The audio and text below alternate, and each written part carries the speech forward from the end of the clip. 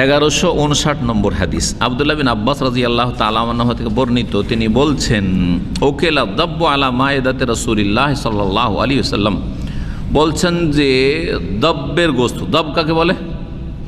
দবকে সাধারণত সান্ডা বলে আমরা জানি। দব কি? সান্ডা বলে আমরা জানি।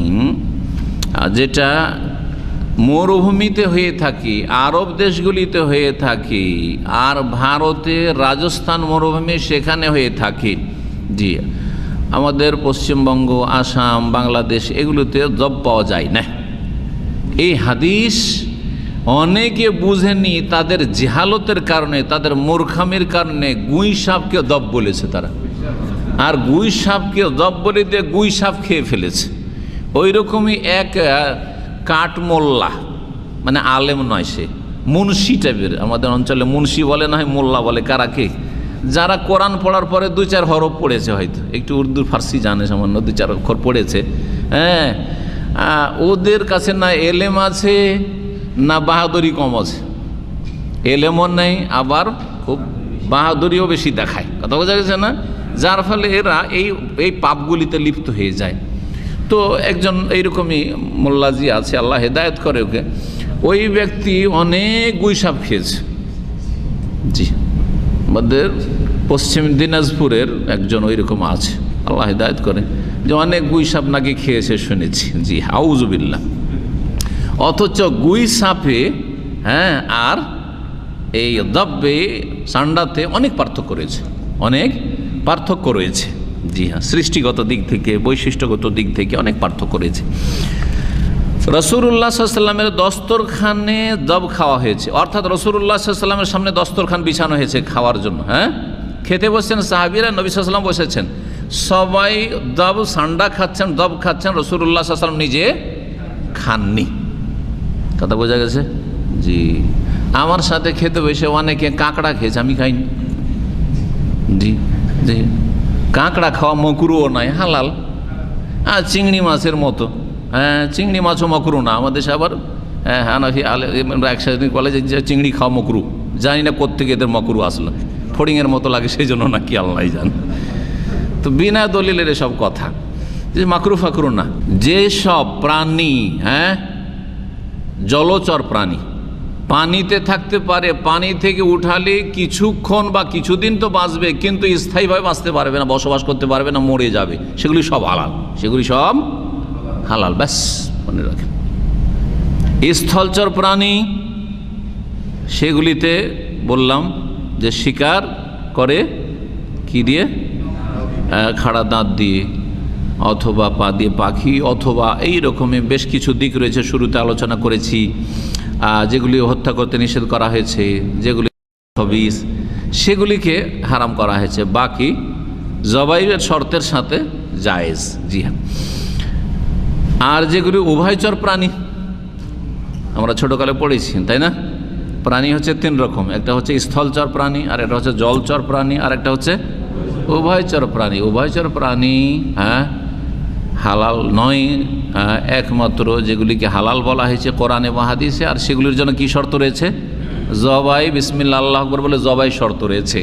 জলচর প্রাণী যে হালাল, সেগুলির জন্য জবাই শর্ত আছে না? কোনো শর্ত নেই। যতই বড় পান আপনি, যতই বড় পান, দেখতে আপনাকে মাছের মতো লাগে না, অন্যরকম লাগছে, কিন্তু পানিতে আপনি পেয়েছেন, পানিতেই শুধু থাকতে পারে, পানি থেকে উঠিয়ে নিয়ে আসলে 2-4 ঘন্টা শেষ। যেমন আমবার মাছ সাহাবীরা পেয়েছিলেন, 1 মাস ধরে খেয়েছিলেন। আজকালকার আমাদের দেশের, ইন্ডিয়া বাংলাদেশের লোকেরা পেলে তো বলবে যে হারাম ফতোয়া দিয়ে বসবে। হ্যাঁ, জি, ফাকাল না শাহরান, 1 মাস ধরে সাহাবীরা খেয়েছিলেন। 80 জনের বেশি সাহাবায়ে কেরাম ছিলেন। 80 জন 1 মাস ধরে যদি খায়, বলছে খেয়ে কিছুই ছিল না আমাদের কাছে, তার আগে 1-2টা করে খেজুর দিতে, খেজুরও শেষ হয়ে গেল। 1-2টা খেজুর সারাদিনে, আর একটু পানি খেয়ে থাকতাম, আর তারপর ওটাও যখন শেষ হয়ে গেল, তখন আর গাছের পাতা খাওয়া শুরু করলাম। গাছের পাতা খেতাম, আর এই গাছের পাতা খেয়ে বলছে যে আমাদের পায়খানা এত কষা হয়ে গেল যে নেদির মতো অবস্থা হয়েছিল আমাদের পায়খানার। যেমন বকরি ছাগল ঘাস পাত খাই, তখন নেদি হয় কি না, এই ছিল অবস্থা। আল্লাহু আকবার। জিহাদের জন্য গিয়েছিলেন কোনো এলাকায়, আর তারপরে সাগর থেকে যে আপনার ঢেউয়ে এইরকম বড় একটা জন্তু আল্লাহ তাদের রিজিক হিসাবে ওপরে ফেলে দিয়েছে, ওপরে এসে পড়েছে আর পানি সরে গেছে, ওপরে পড়ে থেকে গেছে, সাহাবিরা পেয়ে গেছে। যেটা ছিল আম্বার।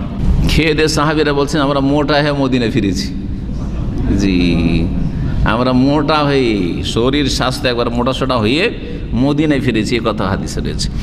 তো যাই হোক, দব্বের কথা এই ফিরে আসি। দব রাসূলুল্লাহ সাল্লাল্লাহু আলাইহি ওয়াসাল্লামের দস্তরখানে খাওয়া হয়েছে এবং তিনি নিজে খাননি, এই মর্মে বেশ কিছু হাদিস রয়েছে। এই একটা হাদিস, আর একটি হাদিস আপনাদেরকে শোনাই যাতে করে বিষয়টি স্পষ্ট হয়। আরও সহিহ বুখারী মুসলিমে হাদিস রয়েছে, আব্দুল্লাহ বিন আব্বাস রাদিয়াল্লাহু তাআলা আনহু থেকে বর্ণিত, তিনি বর্ণনা করেছেন খালিদ বিন ওয়ালিদ থেকে আন্নাহু আখবারাহু দাখালা মা রাসূলিল্লাহ সাল্লাল্লাহু আলাইহি ওয়াসাল্লাম মাইমুনাতা। খালিদ বিন ওয়ালিদ মাইমুনার কাছে গেলেন, মাইমুনার বাড়িতে রাসূলুল্লাহ সাল্লাল্লাহু আলাইহি ওয়াসাল্লামের সাথে। ওয়াহিয়া খালাতু ইবনে আব্বাস, আব্দুল্লাহ বিন আব্বাসের খালা হচ্ছেন মাইমুনা।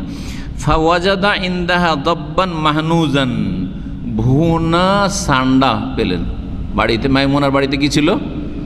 ভুনা কি সান্ডা। বা ফাকাদ কাদিমাত বিহি উখতু হাফিদা বিনতুল হারিস মিন নাজদ। আসলে মদিনার দিকে এটা পাওয়া যায় না, মক্কার দিকে পাওয়া যায় না, নাজদ এলাকা পাওয়া যায়। নাজদ এলাকা হচ্ছে আল কাসিম থেকে শুরু করে রিয়াজ, আল খারজ, হ্যাঁ, এইসব এলাকাগুলিতে, এইসব এলাকাতে পাওয়া যায়। মজমা, জুলফি, এইসব এলাকা। তো এখান থেকে নিয়ে গিয়েছিলেন বলছেন এই দাবটি। ফাকাদ্দামাত লি রাসূলিল্লাহ সাল্লাল্লাহু আলাইহি ওয়াসাল্লাম, তারপরে রাসূলুল্লাহ সাল্লাল্লাহু আলাইহি ওয়াসাল্লাম সামনে পেশ করলেন মাইমুনা রাদিয়াল্লাহু আনহা কি খাওয়ার জন্য? ও দাব সান্ডা খাওয়ার জন্য। ফাআহুয়া বিয়াদিহি ইলা দাব্বি, দাবের দিকে হাত বাড়ালেন রাসূলুল্লাহ সাল্লাল্লাহু আলাইহি ওয়াসাল্লাম। ফাকালাত ইমরাতুম মিনান নিসওয়াতিল হুজুর, যে মহিলারা বাড়িতে ছিল তাদের একজন মহিলা বলল, আখবেরনা রাসূলুল্লাহ, আরে রাসূলুল্লাহ বলে দাও যে কি এটা। নবী সাল্লাল্লাহু আলাইহি ওয়াসাল্লাম এখনও জানতে পারেননি যে এটা কি, যে খাবার পেশ করেছে, মানে কোনো ভালো খাবারই হবে, তাই না?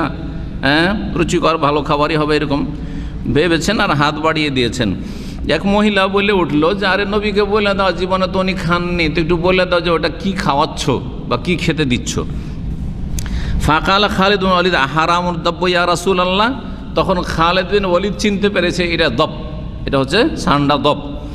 তো জিজ্ঞেস করছেন ইয়া রাসূলুল্লাহ, দব খাওয়া কি হারাম? কাল আল্লাহ, তখন নবী সাল্লাল্লাহু আলাইহি ওয়াসাল্লাম বললেন না, দব খাওয়া হারাম নয়। ওয়ালাকিন লাম ইয়াকুন বিআরদে কওমি, তবে আমার জাতির ভূমিতে এটা হয় না, পাওয়া যায় না। অর্থাৎ আমার মাতৃভূমি মক্কা, মক্কাতে এটা পাওয়া যায় না। যদি দেশে না পাওয়া যায়, ছোট থেকে খাওয়া কোনো কিছুর অভ্যাস না থাকে, পরে খেতে বড়ই কষ্ট লাগে, বড়ই কষ্ট। যারা আরবি খাবার খেতে এখানে এসে অভ্যাস করেছেন, অনেকে 10 বছর হয়ে গেছে তাও পারেন না, হয় না? অনেক নতুন নতুন খাবার আছে যেটা অনেক ভালো আরবদের কাছে, খুব সুস্বাদু, কিন্তু আপনাকে ভালো লাগে না, কারণ ছোটো থেকে অভ্যাস নেই আপনার। এর বিপরীতটা, আরব যদি বাংলাদেশ যায় আর যদি আপনাদের খাবার দেন, তো অনেক সময় মশলা নেই, ঝাল নেই, তারপর খেতে পারবেন না, কারণ জীবনে খাইনি হয়তো, হয় না? হয় না? রুচির ব্যাপার আছে।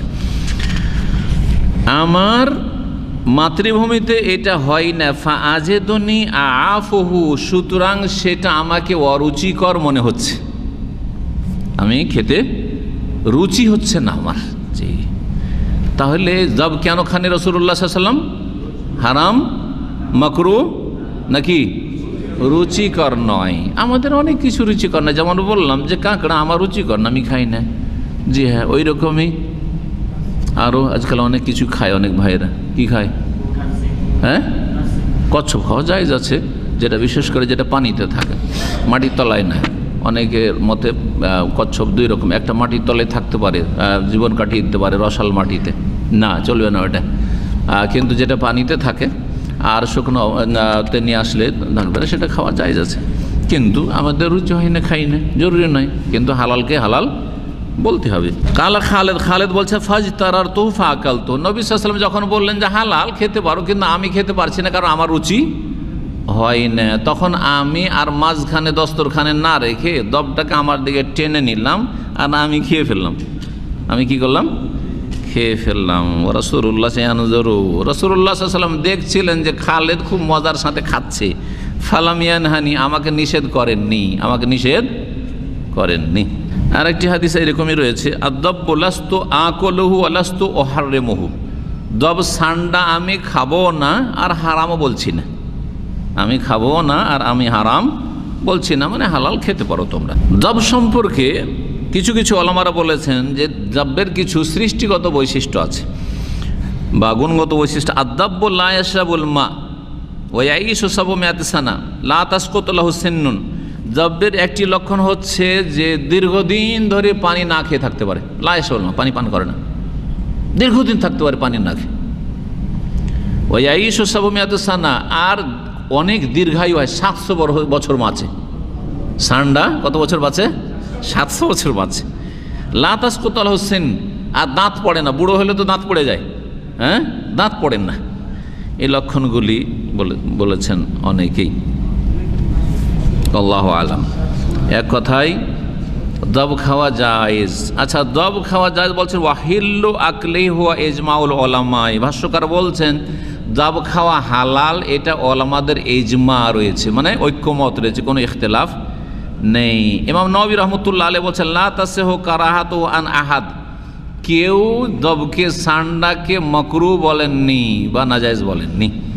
ওয়াইন সাহ, আর কেউ যদি বলেও তাহলে ফামারজুহুন বিন নসুস ওয়া ইজমা মান ক্বাবলাহু, সেটা দলিলের বিপরীত হওয়ার কারণে, দলিল পরিপন্থী হওয়ার কারণে সেটা পরিত্যক্ত। সেই উক্তিটি কেউ যদি মাকরু বা আপত্তিকর বলে, আর পূর্বের আইম্মা ইকরামদের ইজমা রয়েছে। নবী সাল্লাল্লাহু আলাইহি সাল্লামের রুচি হয়নি তার মানে এই নয় যে সেটা হারাম